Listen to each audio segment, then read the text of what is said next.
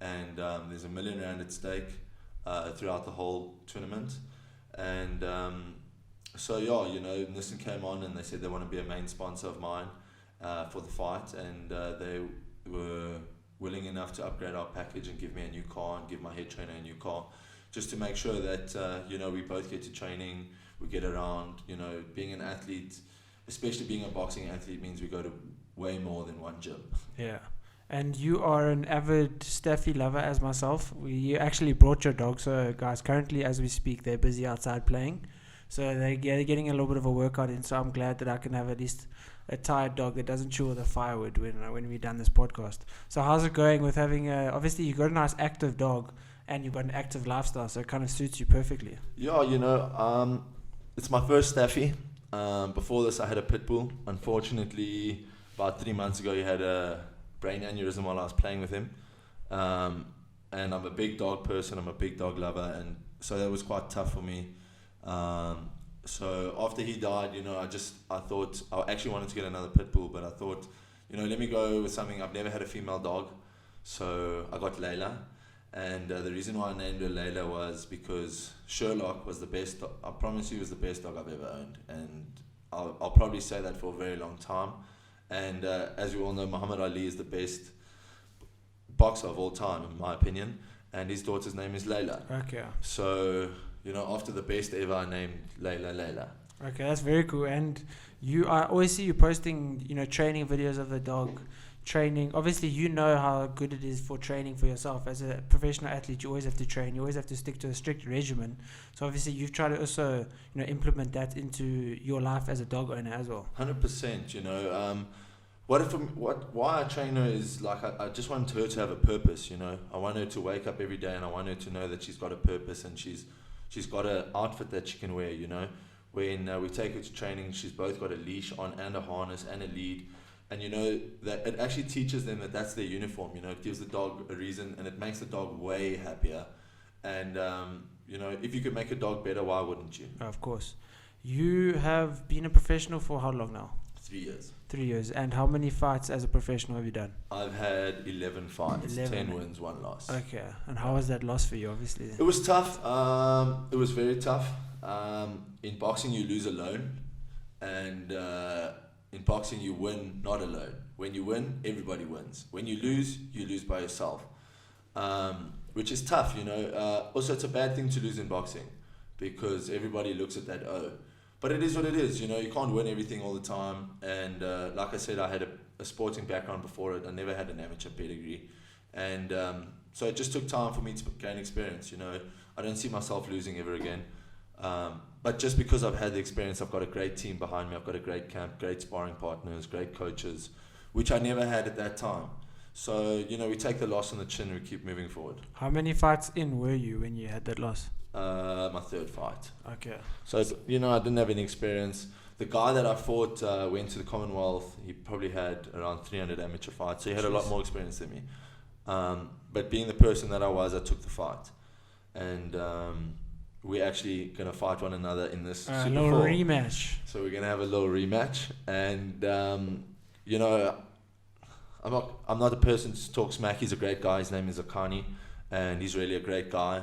He's a very good fighter, very educated fighter. And that's why I want to fight him, you know. I believe we're 1 and 2 in the country. Well, not I believe. That's what the record says. That's what the rankings say. We're number 1 and number 2 in the country. And I think we've got to sort it out. You know, we've got to see who's who. You know, now that I've got the experience, I've had really good sparring partners.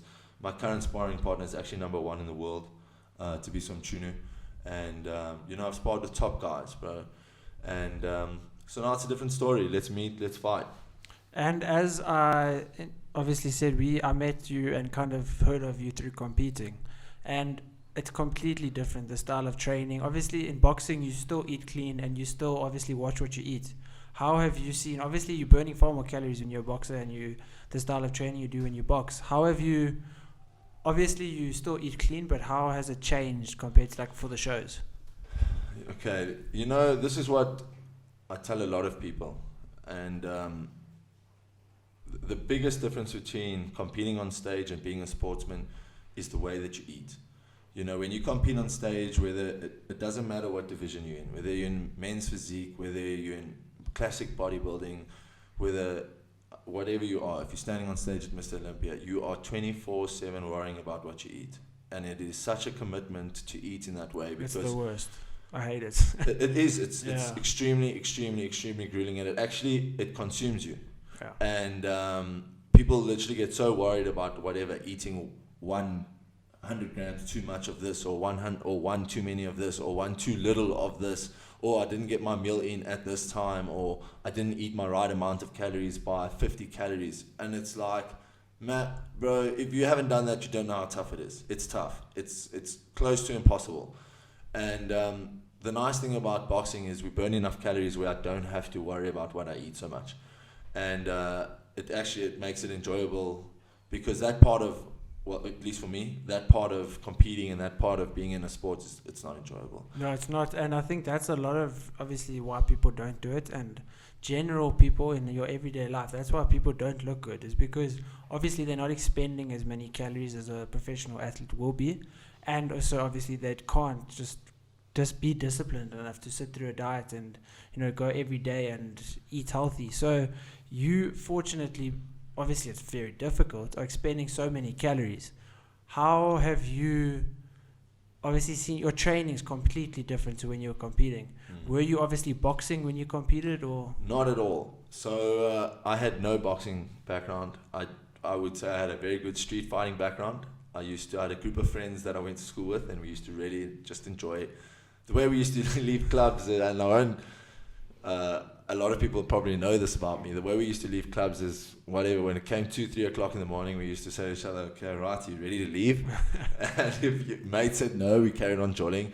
If he said yes, we'd turn around to the closest person we didn't know, and we would hit them. Jeez. And we'd get in a fight, hopefully fight the bouncers, and get chucked out. And we literally used to do it every week. And it was just a fun thing for us. And so, you know, even on the rugby field, I was quite an aggressive person. And, you know, so fighting just made sense. And I started boxing. Like I said, I got my ass beat for like 6 months, terribly. Got put in hospital twice by Tommy Oosthuizen, and broke my nose, gave me a bad concussion. But, you know, I carried on. And, you know, it really just channeled me. And I loved that focus that it gave me. And the bug just bit me, man. And now that you obviously are fighting professionally and training every day for that particular purpose, you obviously, when you go out or whatever, you don't have that aggression towards other people, I assume. Look, well, now obviously I'm a bit older. I don't go out at all, really. Yeah. Well, you can't. Not that I can't, I just don't enjoy it, you know. Well, I mean, you can't go out when you're training for something. 100%. And you're just going to You put just away don't have all the the energy. progress. Yeah. You know, you just don't have the energy. But it's just my outlook on life has changed. So I don't enjoy going to, I don't even know what the clubs are. Let's say Tiger's still around. I don't enjoy it. It's just not who I am. Yeah. I much rather enjoy, after a long week, I much rather enjoy sitting at home watching the MotoGP, having a bra outside, and things like that. And it's just who it's just how I've changed, you know. On a Sunday also, you've morning. got a girlfriend, you've got a 100%. direct career path, so there's no need to go out there and chase something. You know, the only thing that I'm chasing is a world title. Yeah. That's the only thing I'm chasing. And I mean, that's far more important to you than one night getting drunk out. Of course, you know, and it's happened to me before. I've been out in four-ways, and you know, people are drunk. My girlfriend's a lot younger than me, not a lot. She is now 22, so she's 3 years younger than me, and so she still goes out quite a bit with her friends and stuff like that, and enjoys herself. And then I'll go pick her up and whatever. And it's happened to me where, you know, anybody who's a little bit big, people just, I don't know, they like to start fights with big guys, and I just don't have the energy for it. And I don't have anything to prove to anybody that's out. Because you know, I'm not going to gain anything from finding you. You know, I'm not making money, and me knocking you out is just going to make me either lose my license or get arrested, and then have to explain myself. And it's not worth that juice. Is not worth the squeeze. Okay. And obviously, you say your girlfriend's a lot younger than you. Is she studying, or what's her story? She is studying. She's in her final year of foundation phase education. Okay. And where is she studying? At Tux. I actually think I'm sure you were in Pretoria initially. Well, yes, I was. When I was. And so she's now, but she lives with me now in Joburg. And she's studying online at the moment with this whole COVID-19 thing. And she's supposed to graduate at the end of this year. And hopefully with the government, hopefully it happens. When you're in Pretoria, you were boxing. No, I was Okay, playing you rugby. Okay, you're playing rugby. So Yeah.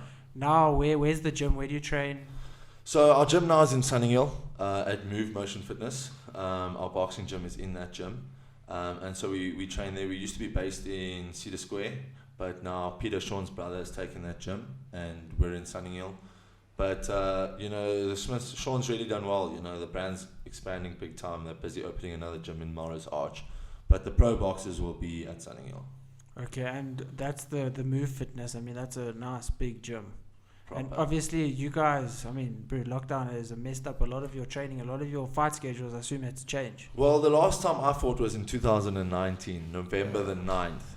So obviously it's been a while. Yeah. But everybody's in this boat. So at the beginning, we were looking for a fight, and then obviously the Super 4 happened now, and they're looking at putting it on behind closed doors. So no crowd, just for Super Sport. Well, I mean, that's what they're doing now at the UFC and 100%. everything. But obviously, Super Sport need content. Yeah. And us as athletes, we need revenue. Yeah. Because it's my sole source of income. It's all I do. And anybody will tell you that if you really want to be at the top, it is all you can do. Yeah. Obviously, you can have other things. Like I do have a business. I have a chemical business. I manufacture cleaning chemicals. And so I do have a side business. I do have something to fall back on. But my focus is 100% on boxing. Yeah. Well, I think anyone on earth can say it's impossible to be the best at more than one thing. No, you can't. It's impossible. Obviously, you can be good at a few Yeah. things, but you can never, if you want to be the 100% best, you obviously have to, focus your time on that. And you are trained, but do you train other people? I do not train other people. The reason being is, you'll know, training people takes from your energy system big time. So say I rock up to a session and I have to really motivate somebody to train, and then I have to go train, and I've tried it, and I have to go train after that. I can't do it because I've picked up on their energy system, and they're lazy and they don't want to train. And the only thing that would interest me would be training professionals, but obviously I'm in that space now. So, maybe one day, I'm not saying I will train pro boxers, I'm not saying I will train anybody at all actually, but if I were to train somebody, it would be pros, because of the energy that I feed off. And training people takes from your body, man, especially holding pads. Yeah. If you're holding pads for a big person. Well, you're burning calories just training the people, and then you have to go train yourself. But joints as well. Like, you got to, like, when my coach holds pads for me, he's got to warm up himself. Yeah. He's got to warm up. Otherwise, we're hitting so hard that, you could literally tear his bicep. Yeah. It happens all the time where coaches tear their biceps. You could pop their shoulders. Jeez. Just from the pure point of holding pads, So it takes from your body, and it's a good thing. My coach tells me to be selfish with my sport, and I will be selfish with my sport until I've achieved what I've wanted to achieve. Yeah. And you say your chemical business. What's that about? So obviously you say cleaning supplies and everything. Yeah, so I have a chemical. I'm a business owner myself and 2 other partners. We run a business called One Chem, and we manufacture cleaning chemicals, pretty much anything you can think of, from dishwashing soap to degreaser to GPC to window cleaner, anything. And now I assume you've gone into the whole sanitization. We did.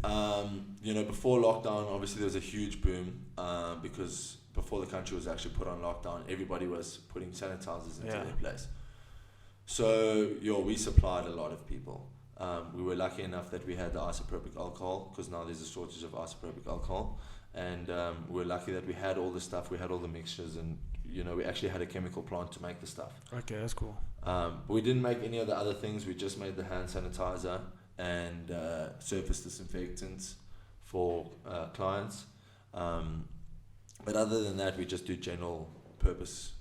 Like anybody who wants to clean anything, we can make. And now you say you're Super 4. Where is there a date?